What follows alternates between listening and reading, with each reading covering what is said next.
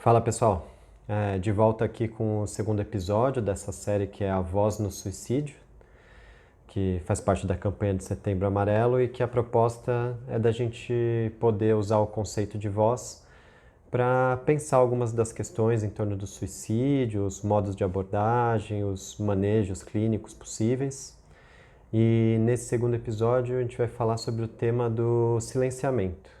Vocês vão estar lembrados que o que eu estou apresentando aqui é parte dos resultados da minha pesquisa de doutorado, mas principalmente de um projeto que a gente desenvolve lá na USP, que oferece atendimento para estudantes, alunos da graduação e da pós, que estão em sofrimento, que buscam algum tipo de ajuda, e que o tema do suicídio foi uma das questões que surgiu de maneira bem forte, muito presente. Então a partir desse trabalho, eu estou propondo aqui a gente pensar o tema a partir de uma série de tempos, de momentos lógicos, que caracterizam um processo que conduz alguém nessa via do suicídio, e que se a gente for capaz de identificar esses tempos, isso ajuda a gente tanto a pensar modos de abordagem, modos de prevenção, quanto possibilidades de tratamento na clínica. E o primeiro desses tempos é o do silenciamento. Então, para pensar essa questão do silenciamento, a gente vai partir de um impasse, né, que surgiu no curso da nossa pesquisa, mas que está presente na literatura, né, pesquisas no Brasil, nos Estados Unidos, na Europa, localizam essa dificuldade no trabalho com os jovens, principalmente jovens na universidade, que é uma dificuldade em pedir ajuda, né, uma resistência ou algum tipo de impedimento para que essas pessoas possam chegar aos serviços psicológicos, aos serviços psiquiátricos ou às outras possibilidades de ajuda que estão sendo oferecidas.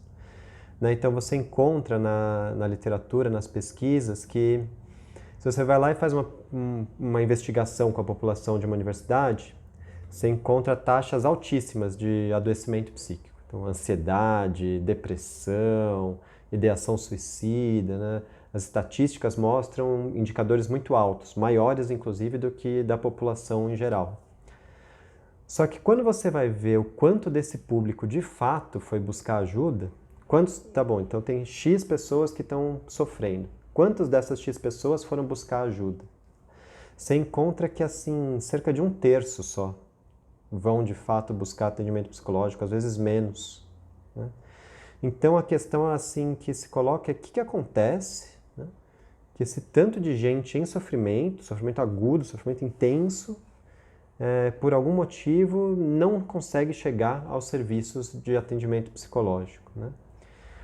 E vejam que assim, muito disso, né, muitas das pesquisas são em faculdades de ponta, né, faculdades que têm verba, que investem, tem lá serviço psicológico, psiquiátrico, uma clínica, o prédio, tem informação no site, tem, né, oferecido serviços, mas por alguma razão que não se sabe muito bem explicar, o pessoal não busca, não chega a esses serviços.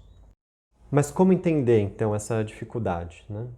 Algumas pesquisas mais qualitativas foram investigar quais que seriam os fatores impeditivos para buscar ajuda.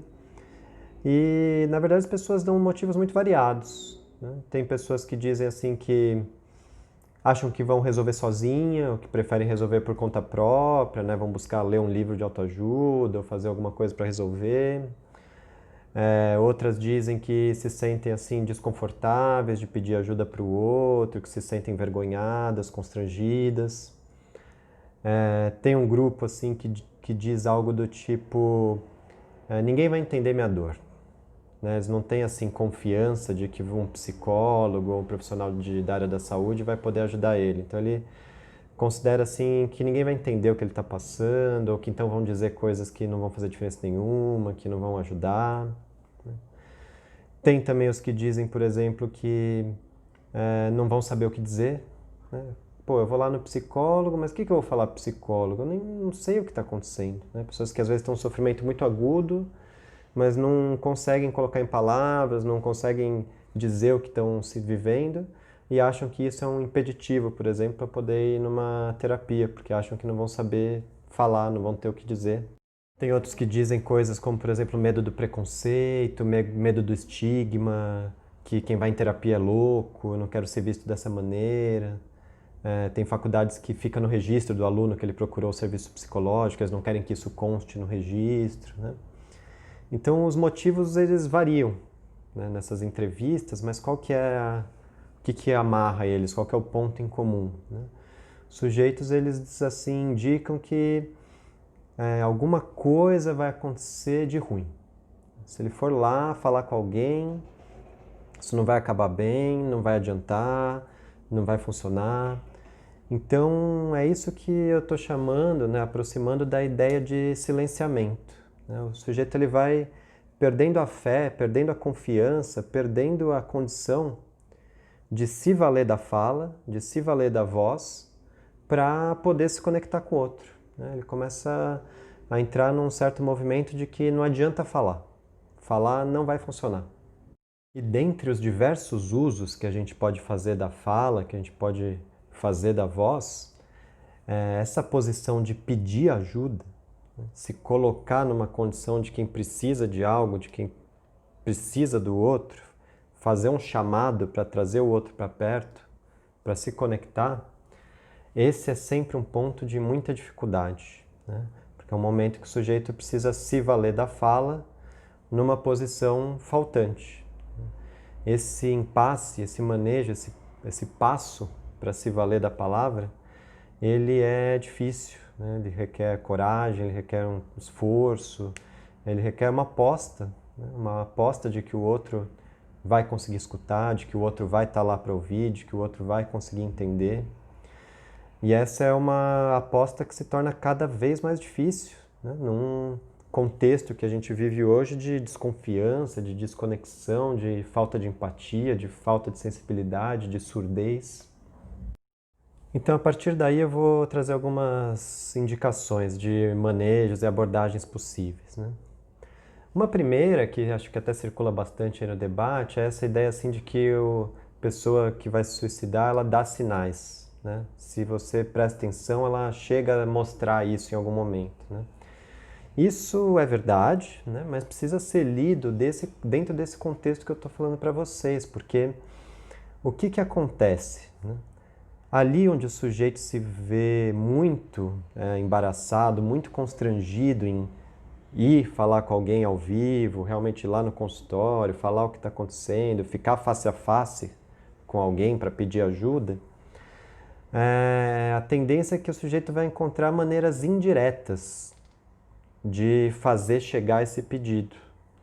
Então, às vezes é uma mensagem na internet, às vezes é uma coisa online, às vezes é um comportamento diferente, às vezes é um afastamento, né? Ele se distancia das pessoas esperando que alguém vá perceber ou que isso vá chamar a atenção de alguém.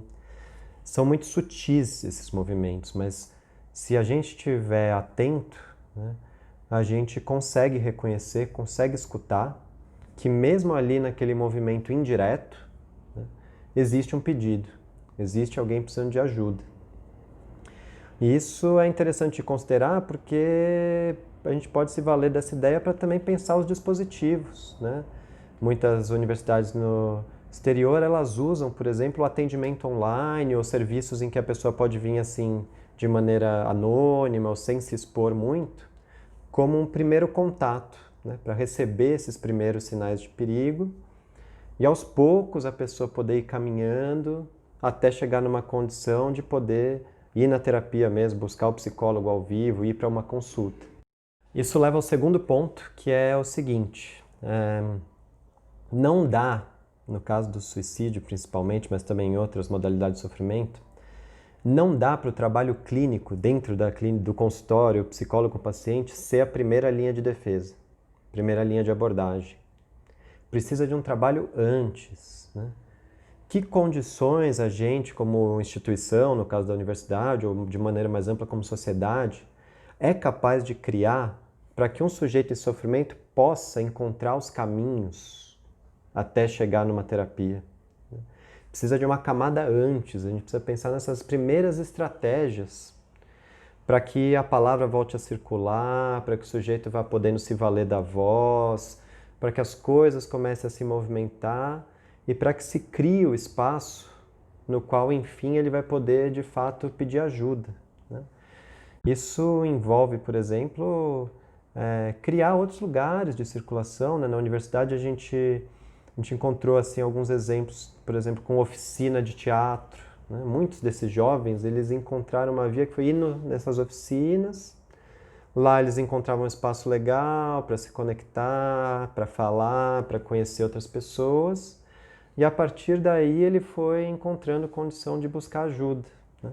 Você vai reconstruindo espaços comuns, reconstruindo lugares de conexão para o sujeito ir ganhando condição, confiança para aí sim, numa situação de crise, ele poder, se ele precisar, buscar ajuda com um psicólogo, né?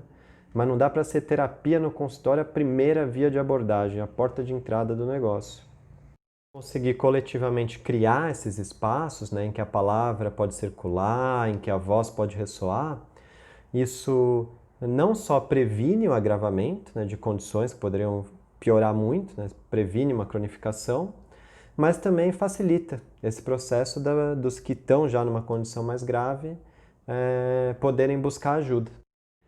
Mas considerando que seja um paciente que chegou, né, até o atendimento no consultório, que você como psicólogo vai ter que lidar com um caso desse, né, o terceiro comentário que eu faria, mais assim na linha de um manejo clínico, é de considerar as incidências do silenciamento do lado do psicólogo, do psicanalista, né? Existe uma certa tendência, né, na maneira como é feita a formação desses profissionais, como uma certa teoria é transmitida, que cria esse ideal do profissional neutro, né, do profissional impassivo, do profissional silencioso, que só fica lá com cara de poker face, tentando analisar o outro, fica só em silêncio esperando que o paciente fale, né? Existe uma força no processo de formação dos profissionais que silencia os jovens, né? Quem está começando na carreira, principalmente, é muito assombrado por essa ideia de que não pode falar bobagem, de que não pode fazer uma intervenção, que tem que tomar cuidado para não sair da neutralidade, né? E nesses casos em específico, né, chega um paciente silenciado, encontra um psicólogo silenciado. Isso pode ser completamente catastrófico. Pensa às vezes um paciente que lutou, juntou força, pensou muito para conseguir criar condições de ir numa consulta, né, que ele já está super inseguro sobre como vai ser, ele não sabe o que dizer, ele não sabe o que ele está sentindo, não consegue colocar aquilo em palavras, e chega lá, encontra do outro lado um analista de pedra, né, um muro, um cara que não fala, fica em silêncio, fica os dois naquele silêncio constrangedor, 50 minutos, sem falar nada, né? Isso é extremamente violento, extremamente angustiante, né? Então, diante desses casos, é vital que tenha uma posição do psicanalista de presença, de conseguir participar da coisa, de conseguir criar condições favoráveis para que o tratamento possa aos poucos avançar, né? Não vai chegar um cara já falando, né? Vai precisar de um tempo para ele conseguir contar uma história, e é de responsabilidade de cada profissional conseguir cultivar isso. É uma situação muito desafiadora, porque ao mesmo tempo que você tem que ter uma postura de presença, de participar, de estar ali com esse paciente, né? Se você vai muito querendo encontrar um sentido, querendo encontrar uma explicação, querendo encontrar frases prontas, você fica surdo, né? Você fica surdo para o que está acontecendo ali, né? Então, às vezes, escutava assim, colegas dizendo, esse paciente é muito difícil porque ele não fala nada. Será que ele não fala nada ou será que a sua escuta que está querendo escutar coisa que não está ali ainda, né?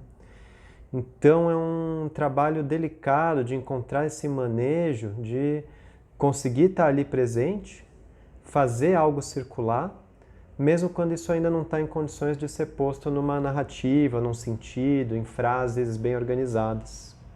Então são esses os desafios aí que o silenciamento coloca pra gente, que eu queria trazer para vocês hoje.